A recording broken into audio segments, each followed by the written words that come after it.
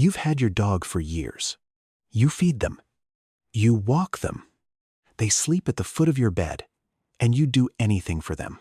And they know that, but there's something else going on, something quieter. Tonight, right now, your dog is longing for something you've almost certainly never given them. And I don't mean a toy. I don't mean more walks.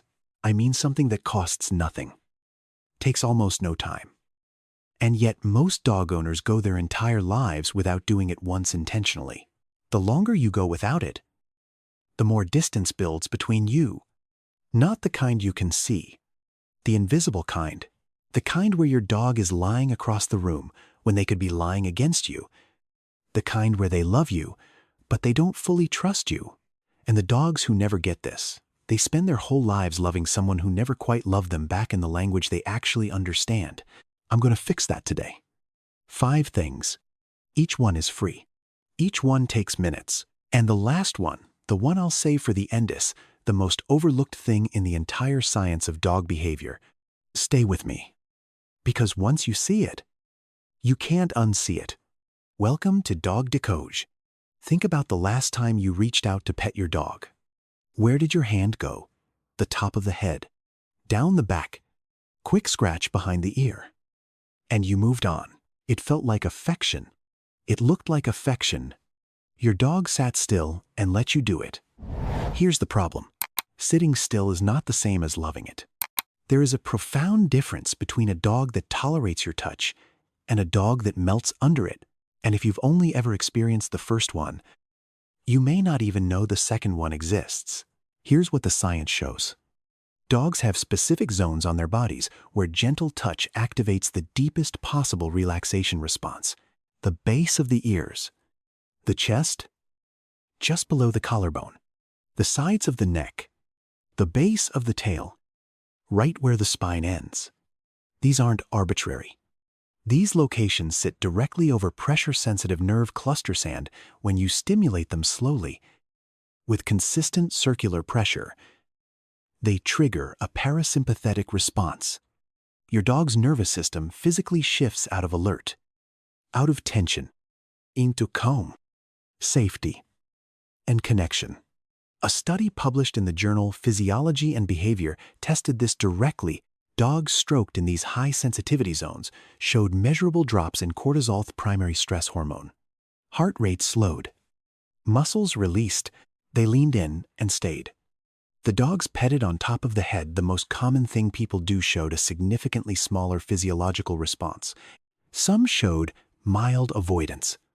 Because here's what almost no one realizes: the top of the head is actually one of the least preferred contact zones for most dogs. A hand coming straight down at a dog's face reads as dominance pressure in animal body language. Most dogs instinctively duck away from it.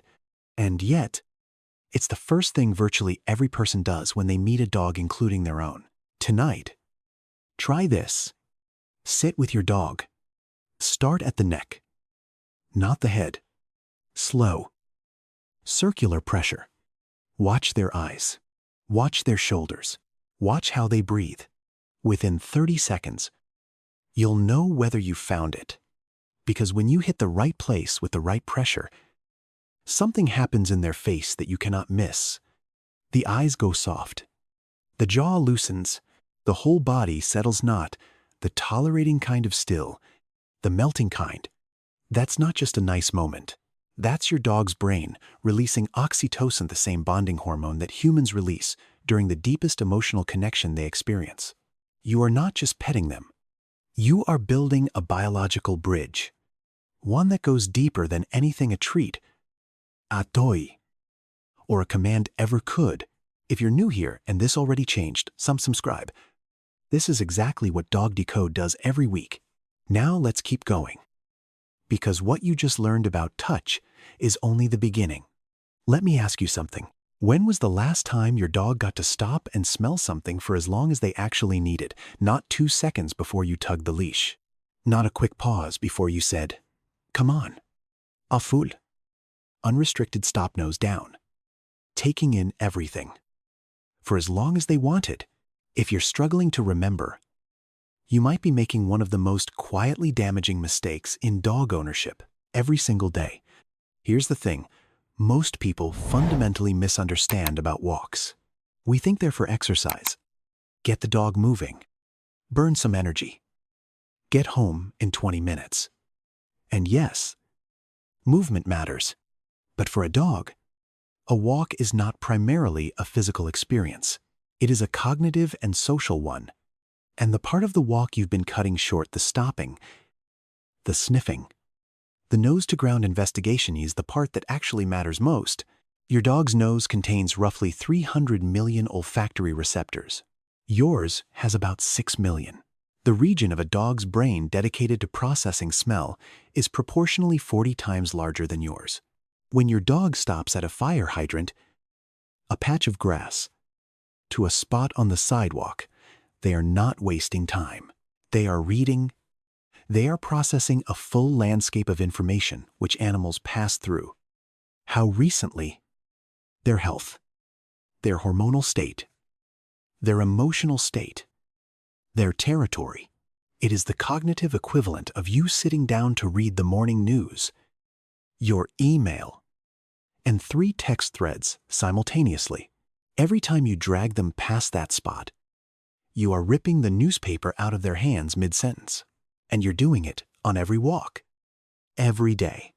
A study out of the University of Bristol found something striking. Dogs given more opportunities for olfactory exploration during walks showed significantly lower levels of stress behaviors at home: restlessness, excessive barking, destructive chewing. The reduction in stress was not correlated with how far the dogs walked or how fast. It was correlated with how much they were allowed to sniff. The sniffing itself was the medicine. Here's what to change. Once or twice a week, take what's called a decompression walk. No route. No pace. No agenda. Let your dog lead. Wherever their nose goes, you follow. Loose leash. No pulling. No hurrying. Let them stop for 2 minutes at the same spot if that's what they need. What you'll see when you get home is not a tired dog. It's a settled dog. A dog that has been fulfilled. Not just exercised. A tired dog is depleted. A fulfilled dog is calm, in a completely different way, centered, satisfied, quiet in a way that comes from the inside. That's what a decompression walk gives them. And it costs you nothing but the willingness to slow down. Here is something that will change the way you speak to your dog for the rest of your life. Researchers at Eötvös Loránd University in Hungary used brain imaging on dogs while their owners spoke to them. What they found is one of the most extraordinary things in the entire science of animal cognition. Dogs do not just process the emotional tone of your voice. They also process your actual words. And they use different hemispheres of the brain to do it. The right hemisphere handles emotional tone. The left hemisphere processes word, meaning date. 2 separate systems, running simultaneously. But here is the critical finding. The reward center of a dog's brain only fully activated when both signals matched. When the words and the tone aligned. Praise words spoken in a flat, distracted tone. The reward center didn't activate. Enthusiastic tone with neutral words, same result. But praise words spoken with genuine warmth, both systems lit up simultaneously. And the dog's brain responded the way it responds to almost nothing else. Read that again, because it matters. Your dog is not just hearing your tone. They are hearing your tone and your words at the same time, cross-referencing them. And they can tell when one doesn't match the other. When you say good boy while scrolling on your phone in a monotone voice, your dog's brain receives a contradiction. The word says one thing, the tone says another. The result is confusion, or worse, complete emotional disengagement. The fix is not about talking more. It's about being present when you do talk. Short phrases, genuine warmth, eye contact. That means something. Think about the difference between someone texting you sounds great with zero effect and someone stopping what they're doing, looking you in the eyes, and saying the same words with a real smile. You feel the difference in your body. Your dog does too. except they're even more attuned to the discrepancy than you are. Start building what I'd call a vocal signature with your dog. Pick 2 or 3 phrases you use only in positive moments, not commands.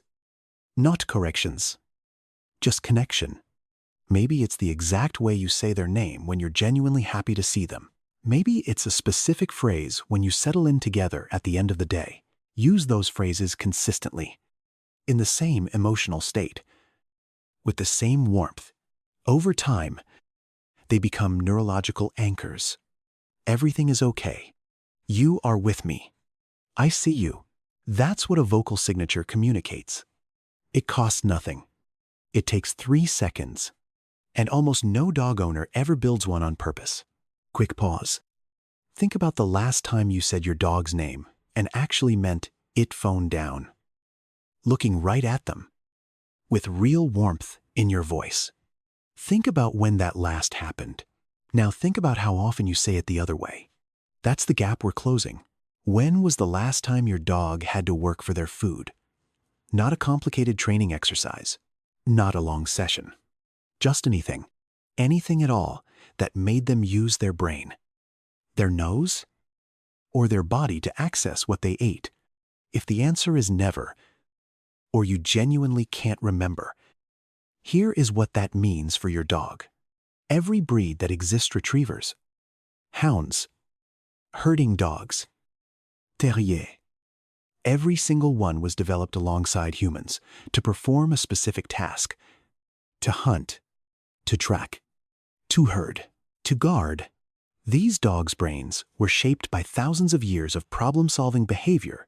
The neurological reward system of a dog was built around working for an outcome, not receiving one. When a dog eats out of a standard bowl, the meal is over in 45 seconds. There's no engagement, no challenge, no sense of having earned anything. And while there's nothing acutely harmful about it, what you are leaving on the table, the invisible, emotional benefit that could have been there, is enormous. A study published in Applied Animal Cognition measured this directly. Dogs showed significantly higher levels of positive emotional indicators: relaxed body posture, enthusiastic engagement, post-meal calmness when they had to work to access their food compared to when it was simply provided. The dogs using puzzle feeders, sniff mats, or even just kibble scattered across grass weren't simply more stimulated. They were more deeply satisfied in a way the bowl-fed dogs were not. But here is what most people miss entirely, and it's the part that changes everything. When you are the one presenting the challenge, when you are the person who hides the treat, sets up the puzzle, or scatters the food, and sends your dog to find it, you become woven into the satisfaction. Your dog doesn't just associate the food with hunger being resolved. They associate you with the feeling of accomplishment, the feeling of purpose, the feeling of winning. You stop being the person who fills the bowl. You become the source of one of the most fulfilling experiences their nervous system can have. That is not a small thing. That is the architecture of a deep bond. You don't need anything special to start. Take their regular kibble, scatter it across the backyard, fold a small handful inside a rolled-up towel, and let them work it out. Hide 3 small portions around the house and send them to find it. Do it 3 times a week. That's enough. Watch how your dog looks at you after. That look is not just satisfaction. It's trust. The primal kind. This is the one I promised you at the beginning. The one that costs nothing, requires nothing, takes no expertise, no training history, no special equipment. And yet, in years of studying what actually builds secure, resilient, deeply bonded dogs, this may be the single most neglected thing a dog owner can do. Here's what I want you to try. Not after a walk. Not during play. Not when your dog is already jumping for attention. Just a random, quiet moment. Anytime. Get up from the couch. Set your phone down and sit on the floor. Don't call them over. Don't hold out a treat. Don't reach for them. Don't ask for anything. Just sit there. This will sound almost insultingly simple, but stay with me. Think about what your dog experiences every single day. Every person in their life is enormous. When you walk through the house, you move above them. When you reach down to touch them, your hand descends from above.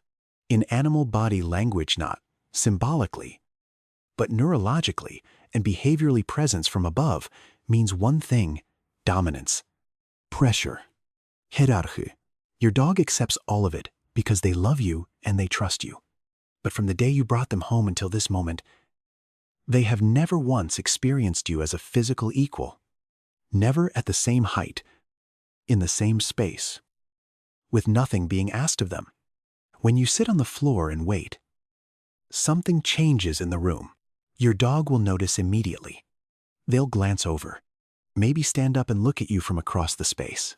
Something in your posture lower, smaller, without the forward energy of a person in motion, reads as something entirely new, something that comes with no expectation. And if you stay still, if you stay quiet, here is what will happen. They'll begin to drift toward you, not rushing over, not demanding, just slowly, quietly moving into your space. They might stop a foot away and look at you.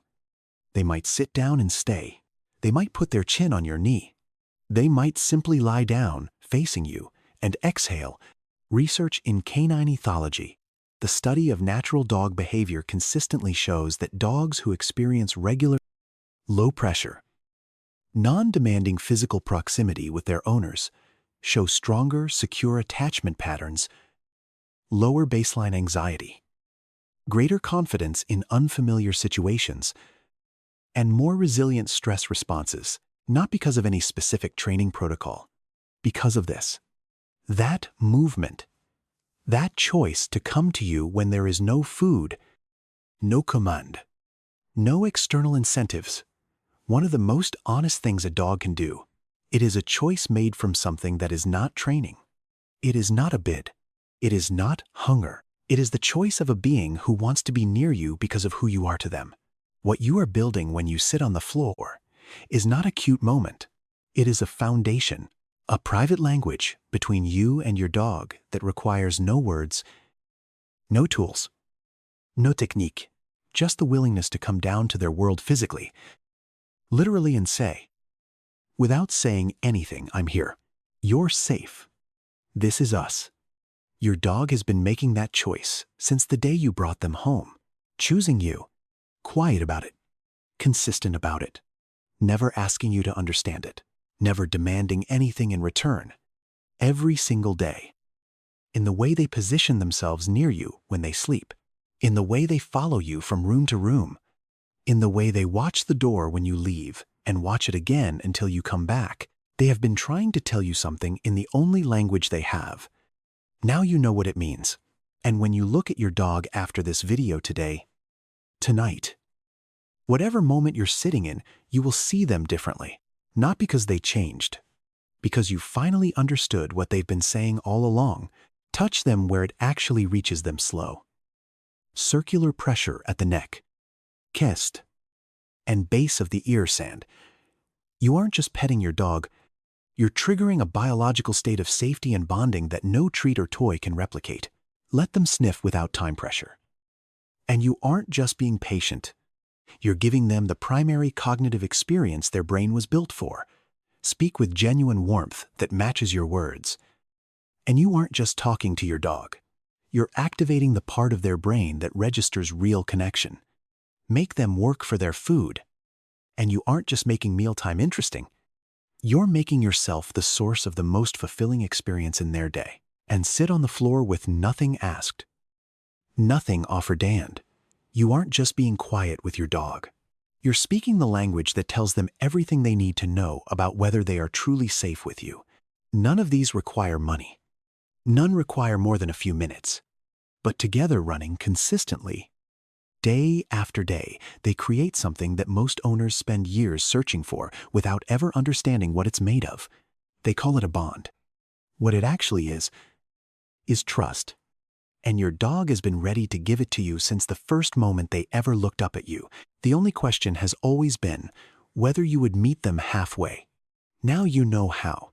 If this changed the way you see your dog, if you're already thinking about something specific, you want to try tonight, share this with someone who loves their dog the way you do, not because I'm asking, because the dog at the other end of that share deserves to be understood.